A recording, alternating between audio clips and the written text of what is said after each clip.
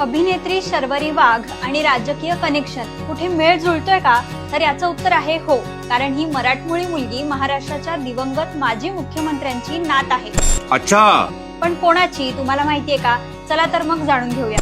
तर शर्वरी ही महाराष्ट्राचे दिवंगत माजी मुख्यमंत्री मनोहर जोशी यांची नात आहे। मनोहर जोशी हे 1995 ते 99 या काळात महाराष्ट्राचे मुख्यमंत्री होते।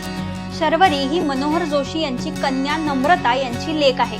तिचे वडील शैलेश वाघ हे मुंबईतील प्रसिद्ध बिल्डर आहेत, तर तिची बहीण कस्तुरी आणि आई या दोघी आर्किटेक्ट आहेत। मग आता तुम्हालाही प्रश्न पडला असेलच की राजकीय घराणं आणि त्यासोबतच व्यावसायिक वारसा लाभलेली शर्वरी अभिनय क्षेत्राकडे कशी काय वळली? तर शर्वरीनेही सिव्हिल इंजिनिअरिंग केलं आहे।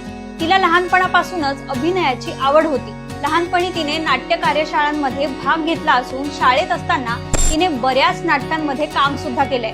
त्यामुळेच तिनेही आपली आवड जपत बंटी और बबली 2 मधून सिनेसृष्टीत पदार्पण केलं। तसंच शर्वरीने याआधी प्यार का पंचनामा 2, बाजीराव मस्तानी आणि सोनू की टिट्टू की स्वीटी या चित्रपटांसाठी सहाय्यक दिग्दर्शक म्हणून देखील काम केलं आहे।